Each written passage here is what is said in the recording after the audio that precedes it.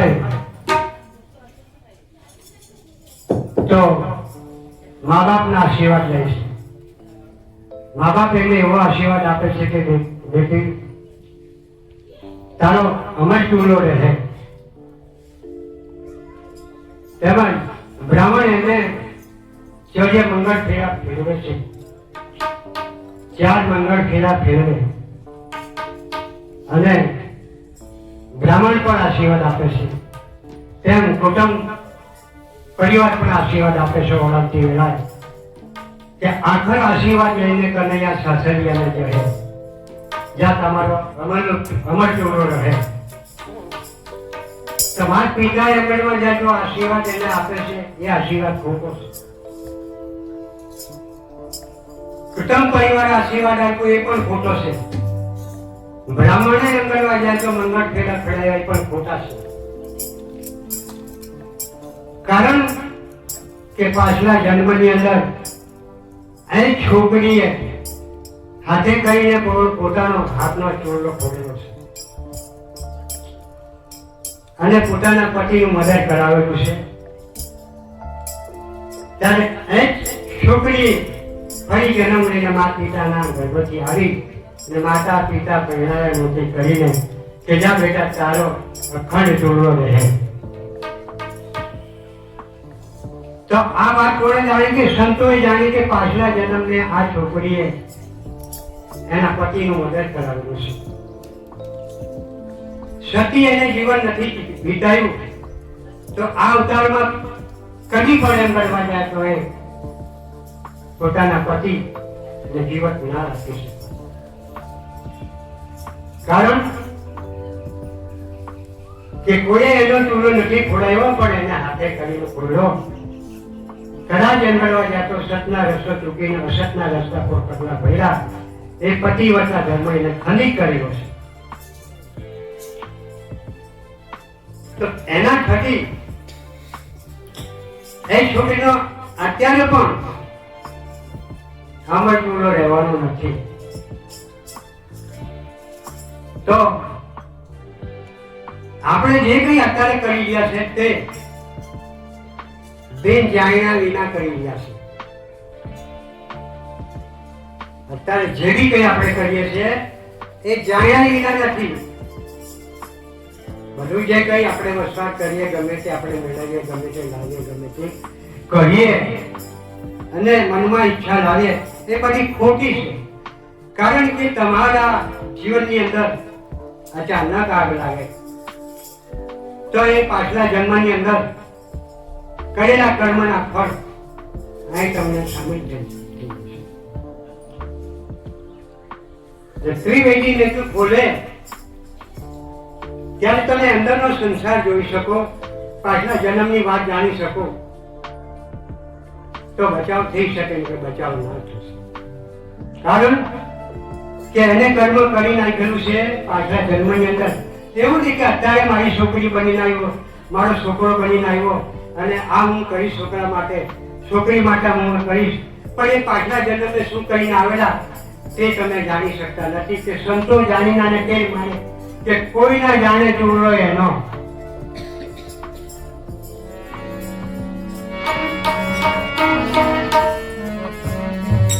કોઈ ના જાણે ચોરલો એનો.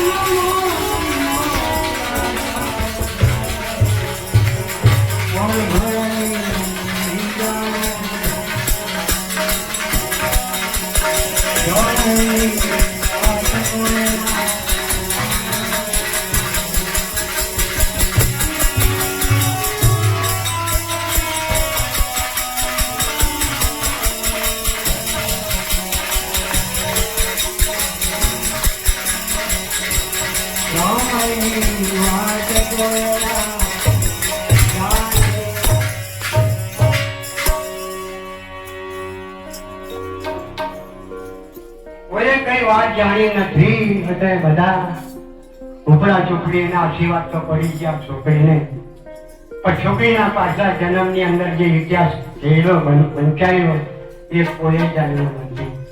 એટલે છોકરીનો ચૂરલો ઉંમર રહેવાનો નથી. માતા પિતાના આશીર્વાદ કોને ભળેલા કે ગણપતિને ભળ્યું કે ત્રણેય લોકમાં તારું સ્વાગત રહે. કેમ કે ત્રિકાળ જ્ઞાની હતો ભગવાન, એને ખબર પડી હતી અને એને આશીર્વાદ આપેલો. ત્યારે કે પુત્ર એવો હતો કે માતા પિતાના ચરણોની ચોખેડા 7 પલયના ફરી અસરથી રોટેને કરી દીધા. ત્યારે પુત્ર પણ એવો હતો કે માતા પિતાને પરમાત્મા રૂપ માની લીધું. આજના પુત્ર માતા પિતાને છોડીને ચાલ્યા જાય છે. થોડું ખાવા પીવાની સેવા નથી કરતા, માતા પિતાના કીડા પ્રમાણે નથી ચાલતા. જેને 14 વર્ષો વનવાસ, રામે એક માતા પિતાના કહેવા મુજબ 14 વર્ષો વનવાસ લીધો. ત્યારે એક વાર પુત્રને જો પિતા કઈક વાત કરે તો પુત્ર માની શકતો નથી. એટલે પુત્ર નથી એનું કારણ શું કે જીવ પાકી હતો અને એ જ મતલબમાં પડી આ અવતાર લઈને આવે છે, તો એ માતા પિતાને કેવી રીતે પાડી શકે? તો અવશ્ય એ કરવા જાય તો તમે જે કઈ તમને ઈચ્છા થઈ કે હું કદાચ કરવા જાય તો જે કઈ એની સેવા કરાય એનું ફળ મને મળશે, તો કઈ છોકરો નથી પડતો. હાલ તારીખમાં માણસો એમ કરવા જાય તો પહેલાના વખતની અંદર જે પરાશર ઋષિ હતા, જેને 50,000 વર્ષ તપ કરતા એવા મહાન ઋષિ હતા, તેમને લગ્ન કર્યા. લગ્ન કરતા એમને એવું થયું કેમ પુત્ર જો પેદા કરીશ તો અત્યારે મારા શરીરની અંદર કોઈ સદગુણ નથી, તો હું પુત્ર પેદા કરીશ તો એ પુત્ર કેવો થયો તો મારું ભરણ પોષણ કરશે. એટલે પારાશર ઋષિ પત્નીને કીધું કે સાસુ સસરા સાથે તારી જિંદગી અમને ભોગાવો અને હું તપમાં જાઉં છું. તો એ કુંવારી કન્યાને એમણે સોંપી લગ્ન કરીને આવેલા એમને માતા પિતાના શરણમાં તમે સાચે. ત્યારે પારાશર ઋષિ જંગલમાં જાય તપ કરવા માટે. તો આજે તો આપણે સંસાર માંગીએ તો શરીર તો બધું કડિયા પેટીથી ભરેલું છે, કામ છે, કરોડ છે, મત છે, મોહ છે, લોભ છે, આશા છે, તૃષ્ણા છે, ચિંતા છે, ફિકર છે, ઈર્ષા છે, અધિકાર છે, કપટ છે. તો એમ ગણવા જાય તો પછી તમે પુત્ર પેદા કરો તો કેવા આવે? ખેતરમાં સાફ સફાઈ કર્યા વિના ખેડૂત બી વાવી દે તો એ બી પછી એમ ગણવા જાય કે જે પાકે ખરું કે કરું પણ પાકે ખરું.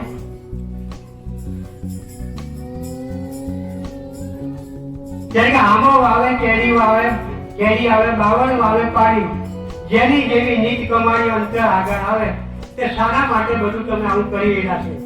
અને આવું બધું તમે અંદર ભરાણ લાવો કે પુત્ર અંગણવા જાવ અમારો છો હે અને એમ ગણવા જતો. આજે તો પુત્ર એમ ગણવા જતો અસ્થિનું માને છે, કન્યાનું, મા બાપનું થોડું માને છે. તો એમ બધો વિચાર કરવાનો આજે છે. અને એમ ગણવા છોકરાને લગ્ન કરી નાખ્યા, છોકરો દારૂ પીતેલો અથવા ચોરી કરેલો, જૂઠો બોટેલો, કઈ કેમ ગણવા જેલો તકરાર તોફાન ગમે તેની અંદર હંમેશા ચાલતો હતો ને એને લગ્ન કરી આપ્યા. છોકરો એમ ગણવા છોકરો પાછો પેદા કરશે સંસાર તો કેવા છે એના સંતાન પૂરા. ત્યારે પારાશર ઋષિ જંગલમાં જઈને તપમાં બેસી ગયા. 50,000 વર્ષ સુધી તપ કર્યું હોય અને જ્યારે એનું બીજ મતલબમાં જો પ્રાપ્ત થયું, ફળ્યું, તો એ બીજને વળના પડિયા બનાવી અને એ પડિયાની અંદર એનું બીજ મૂક્યું. પોપટને કીધું કે જાઓ મારા ઘરે જઈ મારા માતા પિતાને મળો અને જે કન્યા હોય એ કન્યાને આ બીજ આપી દેજો. જમણા કાનેથી એને પરિધાન કરી શકે. તો એ પારાશર ઋષિએ પડિયાની અંદર એ બીજને આપ્યું. પોપટ એને ચાલ્યો. ત્યારે અધવટ જતા જંગલમાં હવા વાયુનું તોફાન, વરસાદની આરપારથી પાણી ચાલતા હોય, વાયુનો પવન ફૂંકતો હોય, અનેક ગર્જના કરતા હોય, ત્યારે એ પડ્યો પોપટના મોઢામાંથી પડી ગયો નીચે અને એને માછલી ગળી ગઈ. માછલી ગળી જવતા એમ વાગ્યા તો એના 9-10 માસ થતા એનું શરીર વધી જાય. માછીએ એને ઝાડમાં પાડી અને એ માછલીને માછીએ કાપી તો અંદરથી એક છોકરી પ્રાપ્ત થઈ. ત્યારે એ માછી હતા ને એ માછીએ એને પાડી પોષીને મોટી કરી. એનું નામ પાડ્યું મત્સ્યગંધા. હવે એ મત્સ્યગંધા એમ ગણવા જાય તો જે મોટી થતા એમ ગણવા જાય તો ઉંમર લાયક થઈ જાય. પારાશર ઋષિ ફરી પાછો 50,000 વર્ષ તપ કરીને ફરી પાછો આવે ત્યારે રાતના 3 વાગે વરસાદની બરાબર એમ ગણવા જાય તો પ્રાપ્તિ થતી હતી. આડપાડ ગંગા માતા ભરીને વહેતી હતી. ત્યારે પારાશર ઋષિ વિચાર કરે છે કે હવે મારે ગંગાને પાર કેમ જવું. ત્યારે ગામમાં જોડે નાવ પૂછે ખાડવા લોકોને તો ખાડવા લોકો તો રાત ભરી જે ધંધોધારી કરીને મચ્છી મારીના ઘેરે આવી ગયા હતા. તો એમને ના પાડ્યું. તો પેલી છોકરી કહે છે કે પપ્પા મને જો તમે રજા આપતા હોય તો આ મુનિનો ઋષિ મુનિનો મૂકી આવો ગંગાના તીરે પાર કે બેટા તારી ઉંમર ભંગે થઈ ગઈ, ઉંમર લાયક અને એમ ગણવા જાય તો કયા આધારે મૂકો. ના પપ્પા મને જો કહેતા હોય તો મૂકી આવું. ત્યારે એ જયારે મત્સ્યગંધા એને મૂકવા માટે જાય છે નાવડીને. ત્યારે ગંગાના વચલા ઘાટ પર જતા એમને જે એકબીજાના પ્રેમ ઉપરથી એમ કરવા જાય તો પ્રતિદિન પારાશરે આ છોકરીને પરિધાન કર્યું છે. ત્યારે છોકરી વિચાર કરે કે હવે મારી જિંદગી તો બરબાદ થઈ, હું મારા પિતાને જઈને શું મનો બતાવીશ. અને છોકરી જંગલમાં ચાલી જાય છે. જંગલમાં જતા એક પણ કુટી બનાવી ગંગાના ઘાટની ઉપર અને ત્યાં એમણે એક પ્રકૃતિ બનાવીને ત્યાં રહેવા લાગી. 9-10 માસ થતા એ છોકરો પ્રવેશ થાય બહાર આવે છે. બહાર આવે છે મુઠ્ઠી વાળીને ભાગે છે છોકરો. તો પોતાની માં કહેવા લાગી બેટા તું કેમ જાય છે? હું તારા ઉપર મારું જીવન છે અને હું એવી ઈચ્છા રાખીને આવી છું કે મારો છોકરો મને મારી જિંદગી ભરણ પોષણ બધું કરશે અને હવે હું મને એકલી મૂકીને તમે જો જાઓ તો હું કોના આધાર કરું. ત્યારે એ છોકરો કહેવા લાગ્યો કે માં, હું 7 અવતાર તો માયામાં પડ્યો છું, પણ હવે પછી હું માયામાં ના પડું. પણ એક મારું વચન છે કે 31 દિવસની અંદર તારી અંદરથી કસ્તુરીની બાસ ઉઠશે અને હસ્તીના કુળનો સંતનો રાજા માં તને લઈ જશે. ત્યાં તારું ભરણ પોષણ થશે. પણ અત્યારે તું મારી મમતા છોડી દે, હું 7 અવતાર માયામાં પડ્યો છું. એટલે આપણા તો બધા જ અવતાર માયામાં ચાલ્યા, એક અવતાર માયામાં. ત્યારે આપણે એમ કરવા જાય તો આપણે ક્યારે માયામાંથી બહાર નીકળશું? ત્યારે પેલા છોકરાએ કીધું કે માં, હું 7 અવતાર તો માયામાં પડેલો, હવે હું માયામાં ના પડું. ત્યારે તે વ્યાસ પેદા થયો. 18 પુરાણોનું સાંગઈ કર્યું. પરમાત્મા કયા કયા યુગમાં કયો અવતાર લીધો, કયા યુગની અંદર કયું કામ કર્યું. ત્યારે એમ ગણવા જાય તો ઉપર નીચેના બ્રહ્માંડો બધા એમ ગણવા જાય તો વ્યાસે એની સમાધિને જોઈ અને રચિત કર્યું. ત્યારે કે પુત્ર પેદા થાય તો આવો થવો જોઈએ. ને પુત્ર એવો પેદા થાય કે માતા પિતાને મારે જોડે માતા પિતાની પાસેથી હોય તે પહોંચી અને એમ ગણવા પોતે જીવન ચલાવતો હોય. ત્યારે કે ગયા જમાના શ્રાવણના માતા પિતાની સેવા કરવાના. આજકાલના શ્રાવણ થી માતા પિતા દુઃખી થયા. તો ખરેખર એમ કરવા જાય તો ખોટું તમારું જે જીવનની અંદર જે ભરાણ છે એ તમે કાઢો અને પરમાત્માનું કઈ ગુણગાન કરો, પરમાત્માનું સ્મરણ કરો, ભાવ કરો, ભક્તિ કરો. અને પેલો બળદે કરવા જતો ખેડૂતને ખેતીને ખેડી અને એની ખાંડ પર ચાંદીઓ પડી જાય, ત્યાં લગે ચાલ્યા જ કરે અને છેલ્લે પડી નહીં ચડાય. ત્યારે ખેડૂતે કહીને કહાયવાળા આપો એમ કે બાપના બી એ જ હાલ થવાના છે. તમે નથી રાખો, તમારા બી એ જ હાલ થવાના છે. તમે જે કરી રહ્યા છે બધું ખોટું કરી રહ્યા છે. પરમાત્માના નામ પર તમે કશું કરતા નથી અને પુત્ર પરિવારના નામ પર જો કરે છે તે તમારી દશા આ જ થવાની છે છેલ્લે. કારણ કે ભલે તમને પાણી તો આપશે ખરો, કઈ પૂછે કે બેટા પપ્પા હું થાય, કદાચ એમ કરવા દવાખાને લઈ જશે, દવાખાને જાય, દવાખાને બાદ દે પૈસાથી આપશે. પણ બાપ મળી જાય, બાપની હાથે થોડો આવવાનો છોકરો ના આવે. ત્યારે કે ના કોઈ માતા પિતા પુત્ર પરિવાર નારી મુવાની કરતી છે કે જેને ભરણ પોષણ કરતો હતો, મુએ એની કરતી પાણી ગાયને હુંવડાવ્યો અને એમ ગણવા જાય તો બધા હેઠ હતું તમે કે રહેલા મારા આંસુ ઓછું આવ્યું. પણ એમ ગણવા જાય તો શરીરમાં પાણી નહીં હોય તે પોતાની પત્ની બી શાંત થઈ જાય, છોકરો બી શાંત થઈ જાય. પત્ની કહે કે બેટા એમ ગણવા જાય તો ડોરીના પૈસા કાઢીના અને કરતી કાઢવાની કઈ બધી તૈયારી કરો. એટલે એમ ગણવા જાય તો માતા પિતા એમણે ઝાંખા લગી અને પુત્ર પરિવાર કુટુંબ એમ ગણવા જાય તો મસાલ લગી દાટીને પાછા વળશે. અને એમ ઘરમાં પહેરતા નથી. શું કારણે પહેરતા નથી કે આપણે દાટીને આવેલા છે, અભડાઈ ગયેલા છે. ત્યારે એમ કરે પેલો બહુ માનેલો તેને તમે એમ પાપી માન. ત્યારે એમ કરે કોઈ નથી.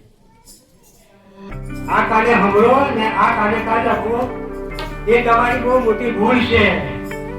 કારણ કે તમે કેટલા દુઃખી આવે ને કેટલા એમડવા જતો તકલીફ બેઠીને આવે ને આ તમે બેહો એટલે મારા શબ્દનું પાલન નહીં કરો, મારા શબ્દ બધા ઉડાવી દે તો મારે એમ કે તમારી આ કાન છે એ કાન એટલે પક્ષી પાપો છે. એટલે કોઈની શબ્દ સાંભળીને એનું પાલન તમે કરો. કોઈનું કોઈ નથી. પરમાત્માની ભક્તિને તમે વિશેષ બગાડ આપો છો તમારો સમય. પરમાત્માના નામ પર તમે કશું કરતા નથી અને તમારા નામ પર તમારા પુત્રના નામ પર કરે એ તમારો વય બનવા જાય તો પસ્તાવાનો. આજે તમે આ સમય તમારો પોતાનો બગાડી ના શકો. ત્યારે બીજા કાવ્યની અંદર સત લોકો એનું ઉદાહરણ આપે છે.